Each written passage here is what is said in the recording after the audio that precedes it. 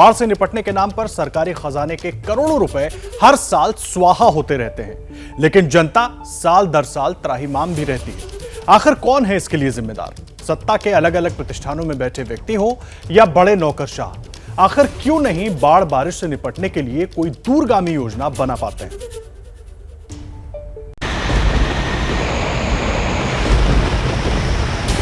लहरों से लड़ती जिंदगियां,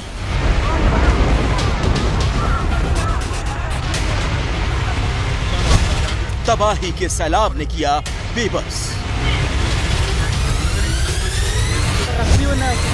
बाढ़ में फंसी लोगों से भरी बस, खतरे में जान, जिंदगी बचाने की जंग।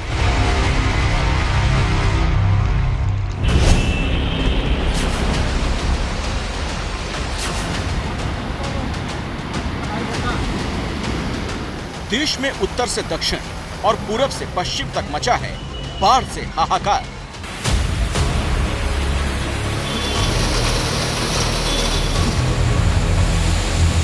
पानी के इस प्रहार के आगे सारा सिस्टम फेल हो गया है। शहरों को स्मार्ट सिटी बनाने के सब दावे डूब गए। ऐसा लग रहा है जैसे बारिश और बाढ़ में डूबना ही जनता की नियति है।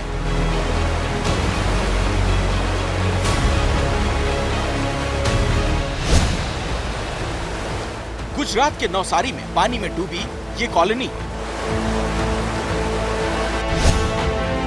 या महाराष्ट्र के कल्याण में नाले किनारे बनी ये बस्ती, हर तरफ तबाही की बाढ़। लेकिन ये सिर्फ कुदरत का कहर नहीं, ये उन सरकारों और प्रशासकों की नाकामी है जिन्हें जमीन पर उतरकर काम करना चाहिए था, मॉनसून से पहले तैयारी करनी चाहिए थी।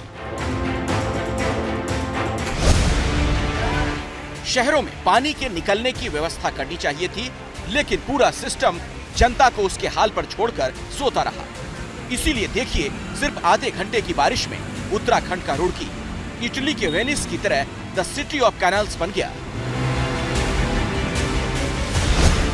इस शहर का ये हाल तब है जब दावा किया जाता है कि लाखों रुपए खर्च करके यहाँ नालों की सफाई की गई, लेकिन जनता पूछ रही है, अगर नाले साफ हुए थे तो फिर गलियों में इतना पानी कैसे भर गया?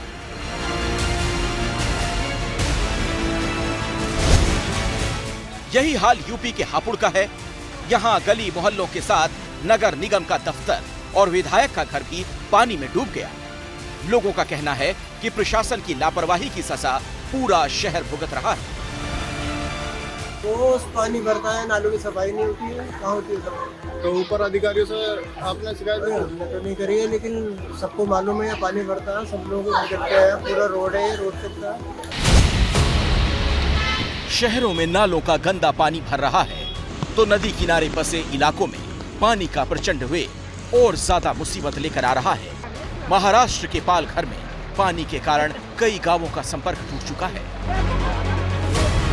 यहाँ लगातार हो रही बारिश के कारण वैतरणा नदी उफान पर है और नदी में आए इस उफान के कारण लोगों की जान खतरे में है। देखिए किस तरह पानी के तेज बहाव के बीच एक बच्ची टायर के ट्यूब के सहारे यहाँ से निकलने की कोशिश कर रही है।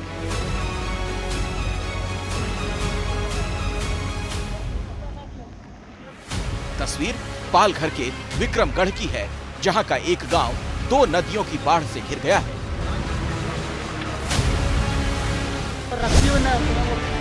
महाराष्ट्र के ही चंद्रपुर में बाढ़ की और खौफनाक तस्वीर देखने को मिली। ये बस उस वक्त पानी में फंस गई जब ड्राइवर ने शॉर्टकट लेने के चक्कर में सड़क पर भरे पानी की अनदेखी की। नतीजा ये हुआ कि 35 लोगों से भरी बस पानी में डूब गई। जान बचाने के लिए लोग बस की छत पर चढ़ गए। पुलिस ने रस्सियों की मदद से इन लोगों को मुश्किल से बाहर निकाला। तबाही की बाढ़ में फंसे लोगों को बचाने के लिए चलाए गए ऑपरेशन की ऐसी ही एक तस्वीर गुजरात के आणंद में भी आई। यहाँ छोटे छोटे बच्चे स्कूल जाते समय पानी के बीच फंस गए। उन्हें निकालने के लिए रस्सियों का सहारा लेना पड़ा। बच्चों को किसी तरह खतरा ना हो, इसीलिए कुछ लोग पानी के बीच में रस्सी पकड़कर खड़े रहे। इसी तरह वलसाड में एक युवक ने अपनी जान जोखिम में डालकर 4 लोगों की जान बचाई। यहाँ नदी का पानी रिहायशी इलाकों में घुस गया। अगर ये लोग प्रशासन की तरफ से मदद का इंतजार करते तो शायद देरी हो जाती। इसीलिए इस युवक ने खुद रस्सी और ट्यूब की मदद से रेस्क्यू ऑपरेशन शुरू कर दिया। वलसाड में बाढ़ ने किस कदर तबाही मचाई उसका सबूत है ये तस्वीर। यहाँ अचानक पुल टूटने से एक गाड़ी नीचे जा फंसी। दोनों तरफ से पानी का तेज बहाव था। ये पुल इस बहाव को बर्दाश्त नहीं कर पाया। इसकी हालत देखकर साफ है कि इसे बनाने में भी घटिया मटेरियल का इस्तेमाल किया गया। जैसे मुंबई के गोरेगांव की इस सड़क को बनाने में किया गया होगा। यहाँ 2 दिनों की बारिश में पूरी सड़क ऐसे गड्ढों से भर गई। यानी एक तरफ बाढ़ बारिश की चोट और दूसरी तरफ भ्रष्टाचार के कारण गड्ढों में फंसी जनता। तो सवाल है, शहर से लेकर गांवों तक मचे इस हाहाकार के लिए क्या कोई जिम्मेदार नहीं है? आखिर जनता किससे सवाल करे?